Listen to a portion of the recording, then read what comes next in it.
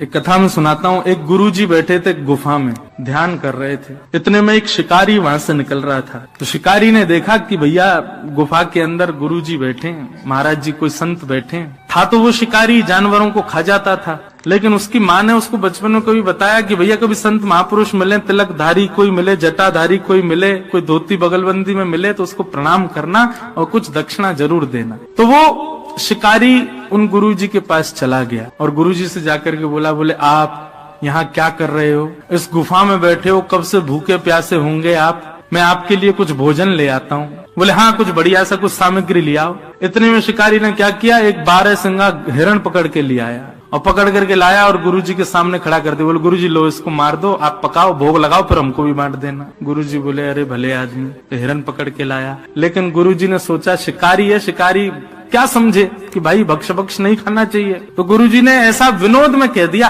अरे हम ये साधारण हिरण नहीं खाते, हम तो ऊंचे और महंगा वाला और श्रेष्ठ गुण वाले हिरण का भोग लगाते हैं। बोले महाराज ये 12 सिंगा है, इससे भी श्रेष्ठ कोई हिरण होता है?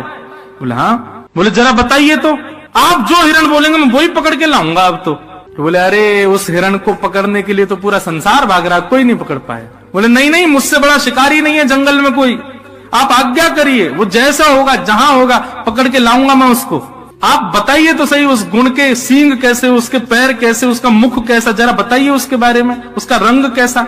संत विनोद में ही बोलने लगे, बरहा पीडम नटवर वपु कर्णयो कर्णकारम विभ्रदवासः कनक कपिसम वैजयंतीं च माला रंध्रान् वेणो अधर सुधया पूरयन् गोप वृंदै वृंदारण्यम स्वपद रमणम प्राविशद गीत कीर्ति।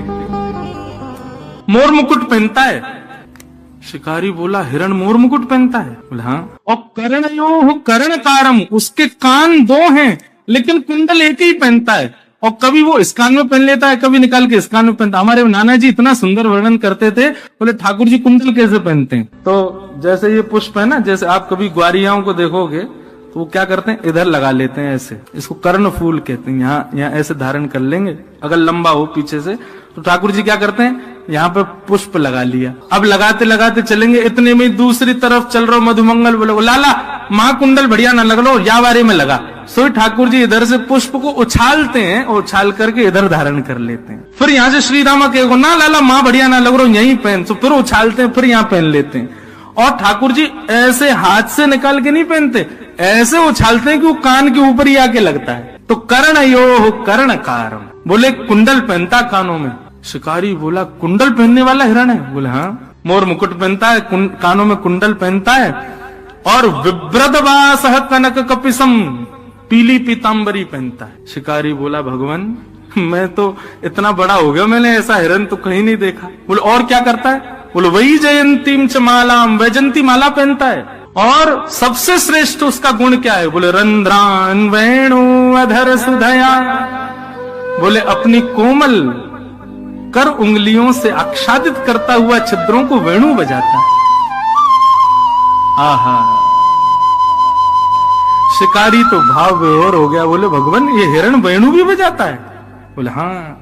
रंध्रान वेणु वदर सुदया पूरयन गोप वृंदई वृंदारण्यम स्वपदर्मणम प्राविशद गीत कीर्ति। एक मतवाली सी चाल चलता है, टेढ़ी चाल चलता है, एक पैर के आगे दूसरा पैर नहीं रखता, तिरछा चलता है, ऐसी बांकी अदा में रहता है। हम तो इस हिरण के उपासी हैं, ये मिलेगा तो इसका भोग लगाएंगे। शिकारी ने कहा गुरुजी मैं आपको वचन दे के जाता हूँ, जब तक ये हिरण मुझको नहीं मिल जाएगा मैं भी भूखा रहूंगा। अब तो इसी हिरण को पकड़ के लाऊंगा, पहले आप भोग लगाना, फिर उसी का प्रसाद मुझको दे देना। अब गुरुजी तो अपने ध्यान में चले गए, बोले ठीक है जाओ जाओ तो अपना शिकार करो। लेकिन वो शिकारी तो बड़ा सीरियस हो गया, वो तो निकल गया महाराज, एक एक गुण लिख लिया था। अब वो ढूंढ रहा है। अब देखो गुरु की आज्ञा मान करके और वो सब गुण दे करके शिकारी भली शिकार की भावना से जा रहा है, लेकिन चिंतन तो ठाकुर जी का कर रहा है ना। सामने हिरण आ जाते हैं तो सोचता नहीं ये नहीं है, मोर मुकुट वाला होगा, ऐसा होगा। 1 दिन बीत गए, 2 दिन बीत गए, 3 दिन बीत गए, 4 दिन बीत गए। भूख के कारण प्राण निकलने लगे उस शिकारी के। लेकिन सोचने लगा मेरे गुरुजी भी तो भूखे बैठे हैं, जब वो भूख सहन कर रहे हैं तो मैं क्यों नहीं करूं, अब तो इसी हिरण को पकड़ के ले जाऊंगा। इतनी व्याकुलता उसके तन में आ गई, शिथिल हो गया, गिरने लगा, ऐसी स्थिति आ गई। लेकिन सामान्य हिरण का शिकार नहीं कर रहा था। ठाकुर जी को उसका ये भाव प्रिय लग गया और इतने में ही सघन कुंज में से पीताम्बरी पहने, बांकी अदा से मोर मुकुट धारण किए, एक कुंडल गले में वैजंती माला, पीताम्बरी आच्छादित है, सुंदर अधर पर वेणु धारण करके बांकी अदा से चलते हुए श्याम सुंदर जैसे सन्मुख आए उस शिकारी के। ठाकुर जी के रूप माधुरी को देख करके एक एक अंग को जब उसने देखा तो उसको याद आया गुरुजी ने जो बताया था, ये तो बिल्कुल वैसा ही है। मोर मुकुट पहने, गले में वैजंती माला है, वेणु बजा रहा है, तिरछी चाल चल रहा है, पीताम्बरी पहनी है, गले कान में एक कुंडल है। तुरंत अपना जाला उठाया जिससे हिरण को पकड़ता था।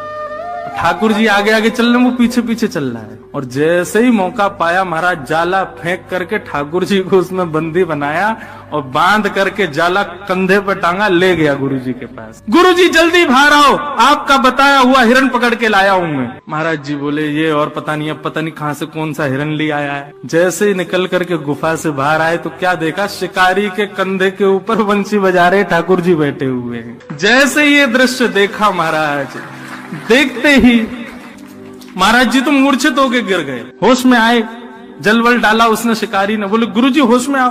गुरुजी होश में आए, बोले भैया कहाँ, गुरुजी वो हिरण लेके आऊं, बताओ कहाँ लगाऊं चूल्हा वूल्हा, इसको पकाएं बढ़िया। गुरुजी बोले भले आदमी, इनको छोड़ जल्दी।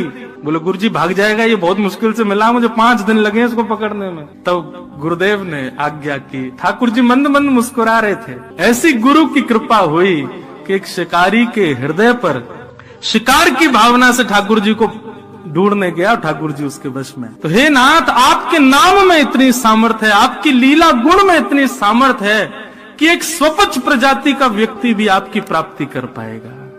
इसलिए मुझे यही समझ आया कि सबसे श्रेष्ठ संसार में अगर कुछ है तो वो आपका नाम है भगवान। उस नाम के आश्रय में, कथा के आश्रय में कोई भी आ जाए, उसको आप मिल ही जाते हो, उसको आपकी प्राप्ति हो ही जाती है। ऐसे नाम को हम बारंबार प्रणाम करते हैं। इसलिए हम कथाओं में गाया करते हैं, कन्हैया कन्हैया पुकारा करेंगे, लताओं में ब्रज की गुजारा करेंगे। कन्हैया कन्हैया सब लोग गाओ, पुकारा